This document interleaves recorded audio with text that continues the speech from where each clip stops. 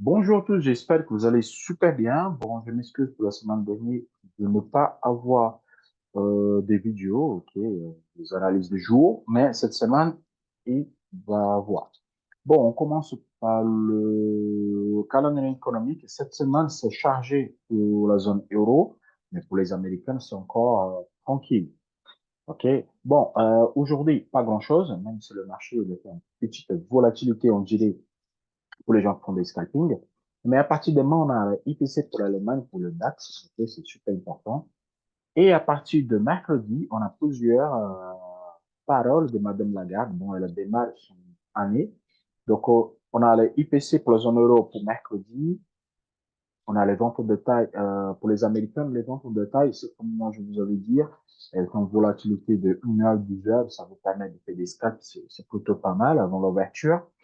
Vente de taille mensuelle, vous connaissez déjà. Et après, on commence. Premier discours de Madame Lagarde, ok, à 16h15. Et après, on passe pour jeudi. Donc, jeudi, il n'y a pas grand-chose. Un classique inscription hebdomadaire au chômage. OK. Il y a encore une fois le discours de Madame Lagarde à 16h15 pour la zone euro. Le stock de pétrole brut classique aussi.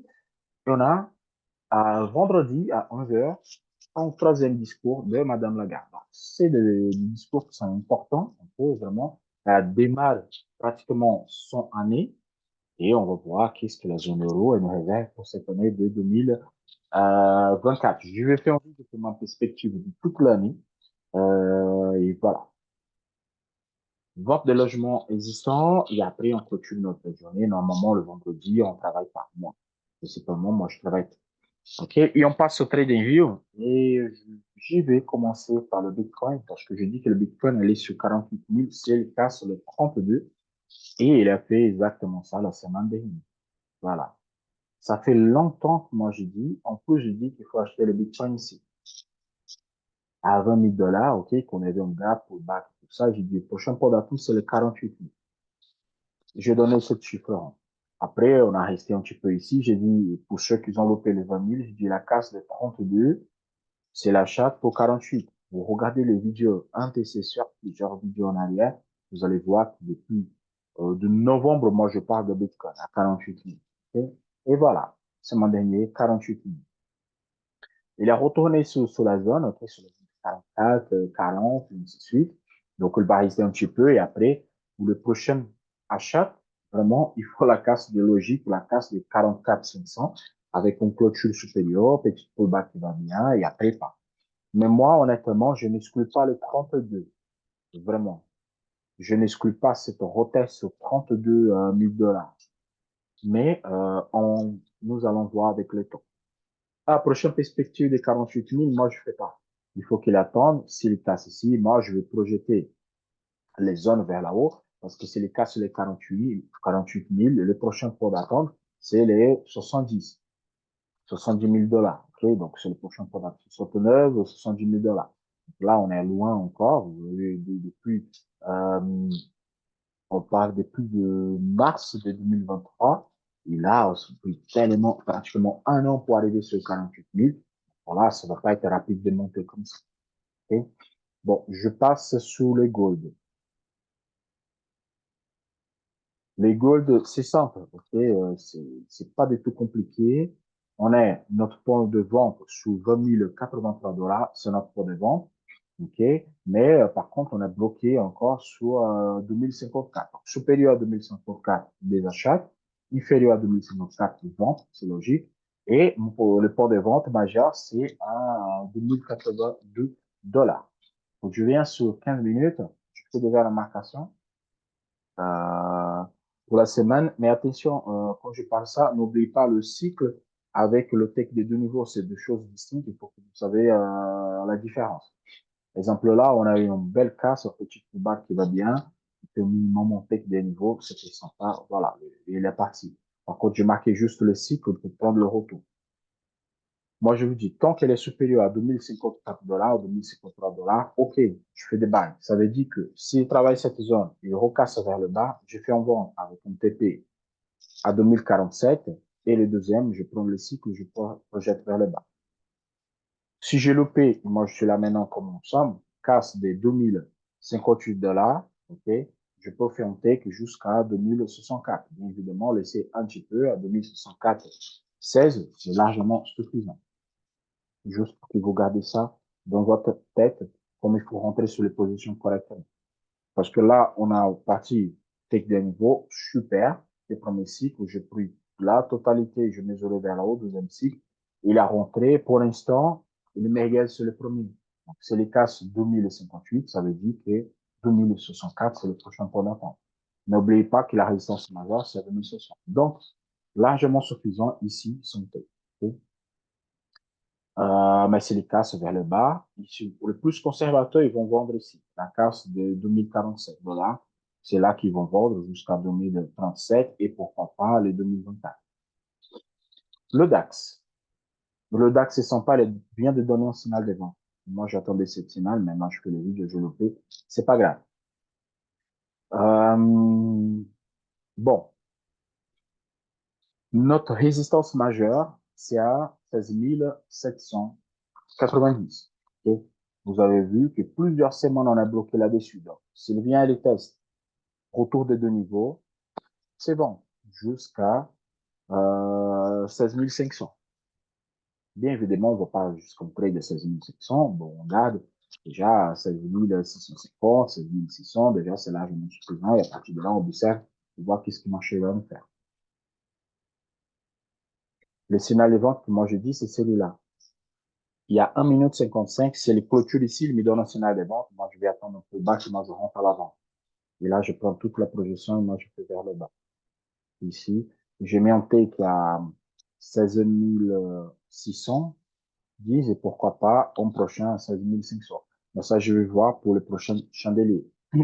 Je vous explique comment j'ai fait.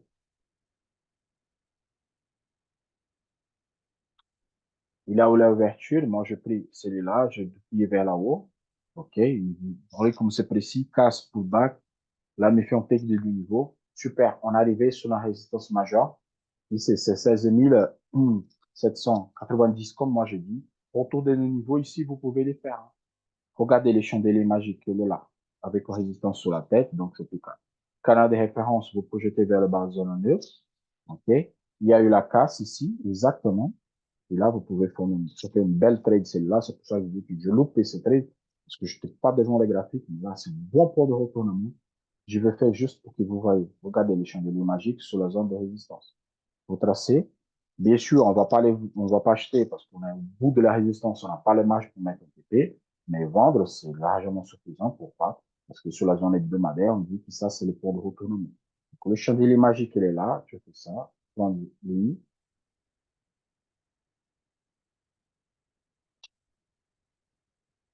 projeté vers le bas. Pour ceux-là qui sont devant le marché, ça fait une super trade. Et voilà, magique. Casse, petite pullback sympa, on fait ça. Vite fait. On peut vite fait ça. Donc, ça fait super bien. Pour ceux-là qui ont pris ici, il n'y a pas de souci, vous avez pris probablement un stop loss au moins, parce que si vous avez un petit zone sur la tête, le stop loss est plus haut. Mais pour ceux-là qui ont pris le stop, vous tournez la main et là, vous êtes au bout maximum de votre trade. Regardez, là, il a clôturé vers le bas, ça fait une belle casse. S'il retourne ici en pullback, mon point de vente, c'est à 16 670. C'est là que je rentre. S'il revient ici, moi, je rentre en position. Mais par contre, si je rentre en position là, c'est vraiment pour aller le plus bas. Dès qu'il y a un niveau à 16 612, le minimum est pour venir sur 16 500. C'est ça, vraiment. Okay? Mais pour les scalps, moi, j'attends de la zone majeure ici, c'est bien, okay, pour rentrer à la vente. Oh, pour rentrer en buy, okay, c'est pour les scalps, c'est possible de faire. C'est les tests cette zone en repos. Mais là, le achat et la vente dès la journée pour le DAX, pour moi, il est passé. Honnêtement.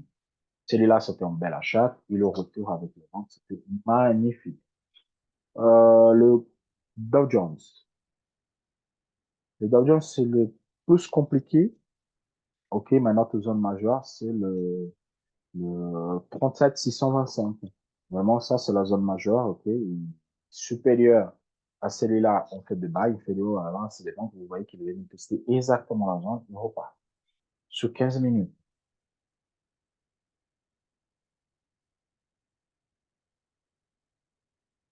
Ah, je n'ai pas fait encore. Pour les Dow Jones, je n'ai pas fait encore. Je vais faire maintenant. Excuse-moi, je n'ai pas fait.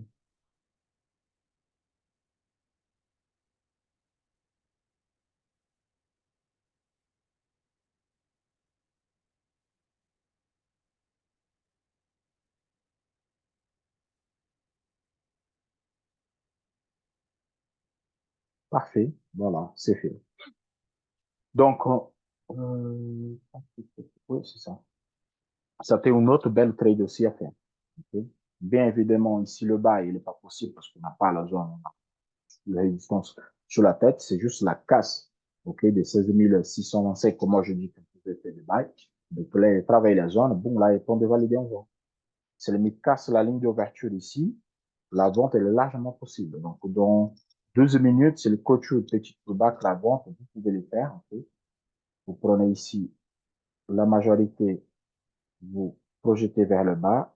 Et c'est possible en take jusqu'à 37 420. Okay. 37 420. Observez, dans 12 minutes, c'est possible de faire cette vente-là. Le Nasdaq, mon préféré, c'est celui-là que je travaille le plus. Le Nasdaq, c'est simple. 16 860, c'est la résistance majeure. OK? Même si elle a fait un record historique, mais le record, on s'en fiche. Notre zone majeure, c'est celle-là.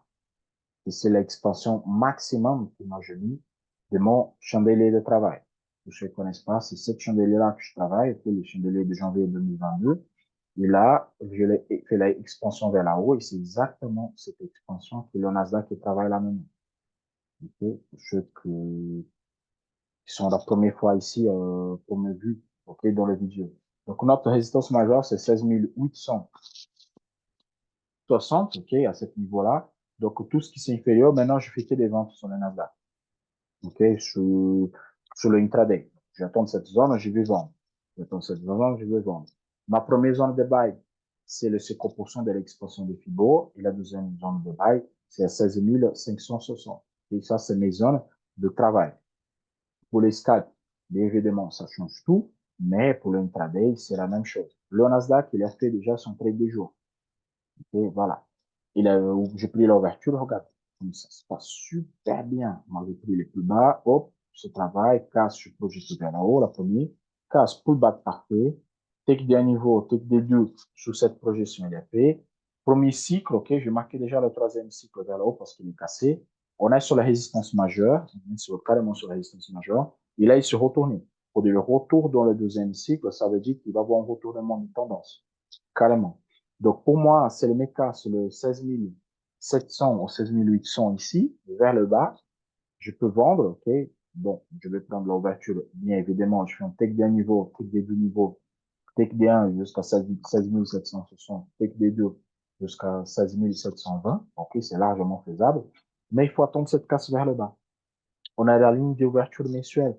Ça fait une zone de rebond aussi. Donc, pour les gens qui font les scalping, vous pouvez faire. Ça donne une scalp sur 1 minute. Je suis sûr certain. Voilà. Regardez les chandeliers magiques ici. Vous projetez vers le haut. Canal de référence dans la note, c'est les casse vers le haut. Sur les scalps, c'est largement faisable. Attention avec le taille des sprays de main. Attention avec le taille des sprays. Euh, donc, c'est tout.